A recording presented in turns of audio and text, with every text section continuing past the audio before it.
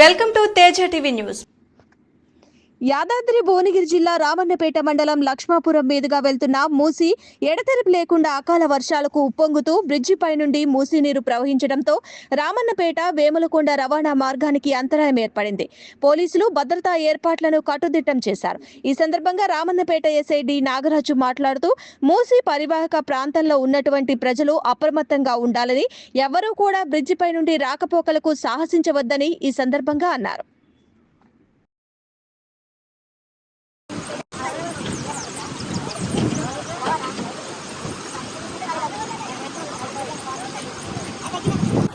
రాత్రి నుంచి అనుకోకుండా మూసి నీరు ఎక్కువై రెండు ఊర్ల గ్రామాలకు రాకపోకలకు ఇబ్బంది అయింది, ప్రజలకు ఇబ్బంది అయింది. అవతల ఊర్లకు గ్రామాల మండలాలకు పోయేటోళ్ళకు కూడా చాలా ఇబ్బంది అయినాయి. దాదాపు ఇప్పటికి ఒక 50 బండ్లు బయటికి పంపించేసినాం. రాకపోకలకు ఇబ్బంది ఏర్పడినది. అదే పోలీసు యంత్రాంగం వచ్చింది, ఎంఆర్ఓ డిపార్ట్మెంట్ వాళ్ళు కానీ అందరు వచ్చారు. ప్రజలకు ఇబ్బంది జరగకుంటుంది. మూసి అనుకోకుండా రాత్రి ఎక్కువైంది. దానివల్ల ప్రజలకు కొద్దిగా ఇబ్బందులు ఏర్పడ్డాయి.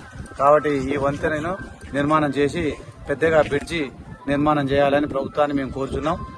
గత పాలకులు వంతెన నిర్మాణం చేసిరు. ఇప్పుడు మాత్రం తప్పకుండా ముఖ్యమంత్రి గారు స్పందించి దీన్ని బ్రిడ్జి చేయాలని కోరుచున్నాం. లక్ష్మాపురం.